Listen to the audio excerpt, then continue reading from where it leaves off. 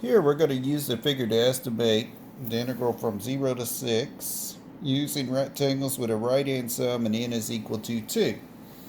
Alright, so we're estimating that integral. Estimating the area under the curve using rectangles with a right-hand sum and n is equal to 2. First of all, when they say n is equal to 2, they mean two rectangles.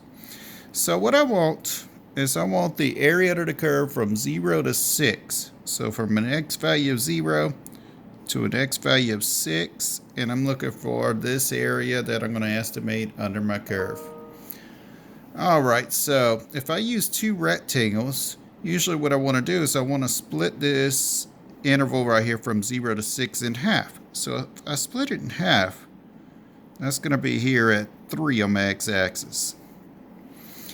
Now if I'm going to use a right-hand sum, I'm going to make a rectangle right here. I'm going to make a rectangle right here. So I am going to find the area of these two rectangles to estimate this integral. Now notice I never use this point, never use that point. Why? Because of what they tell me to do. Use n is equal to 2, so I'm only using two rectangles. Alright, so if I want to estimate the area under the curve from 0 to 6 of f of x, I'm going to say that's approximately the width of my first rectangle. What's the width from here to here? It's 3 times the height. What's the height of this rectangle? If it's a right-hand rectangle, then the height is on the right side here, which is at 9. Plus the area of my second rectangle. What's the width of it?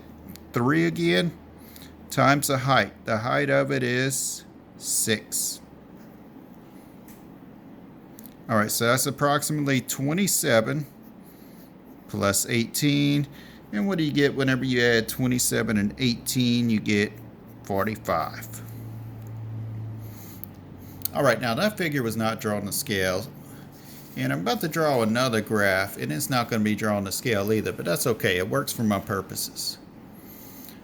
Alright, use the table to estimate the integral from 0 to 12 of f of x. So we want to use the table to estimate the area under the curve between 0 and 12.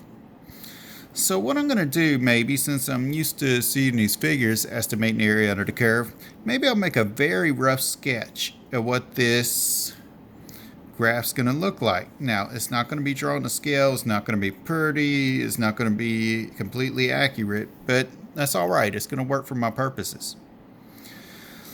Let's plot the point 0, 32. Maybe 0, 32 is over here. 0, 32. Alright, let's plot 322. 322 is maybe about right here. I'm going to call that 322. Let's plot 615. So 615 might be something like this. 6, 15. 911 might be something like this. 9, 11. And 12, 9 might be around here. 12, 9. Remember, I'm not drawing as a scale. I just want some kind of picture so I can refer to. So maybe I have a function that does something like this, and I'll call that function f, okay? It's not drawn to scale, nor do I really know what it looks like. Like, I drew a nice little curve that connected these points. This function could go up, could go down, could go back up, back down, or whatever. But that's all I have to go by, is these points that they give me. And I'm just using this as some kind of visual. Alright, so what do we want? We want to estimate the area under the curve from 0 to 12, or the integral from 0 to 12 of my function. Alright, let's see how I'm going to do this. Well, I could use rectangles again.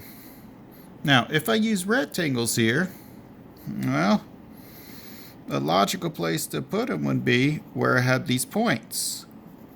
So I'm going to put rectangles in here, or I'm going to put subdivisions right now, then I'll make them rectangles. Now this one does not specify to use right hand, use left hand, or whatever, okay? Rectangles. So it's my choice if they don't specify. I don't know, maybe I'll go with right hand. I don't know why. Just chose that. So got that.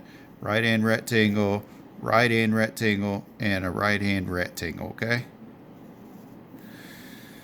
All right, so let's calculate the area of this rectangle. What is the area of this rectangle right here? Well, it's going to be width times height. What's the width if I go from 0 to 3 in the x values? That's going to be 3. Times the height. If I drew a right-hand rectangle, the height's going to be 22. Plus, what's the area of my second rectangle? How wide is that if I go from an x value of 3 to an x value of 6? 3 units. Times, what's the height of it? 15. Okay, so I took care of this one, took care of that one. Let me take care of this rectangle. How wide is that from 6 to 9? 3 units times, how tall is this rectangle? 11. So I took care of that rectangle. Plus the area of my last rectangle. What's the width of my last rectangle? 3 times what is the height of it? 9. Okay, so let's calculate this. At this point, you could use a calculator, no big deal. 66 plus what's that? 45 plus 33 plus 27. And what happens if we add all these up? And I'm getting a little lazy here, so I'm going to use the calculator. I got like 171.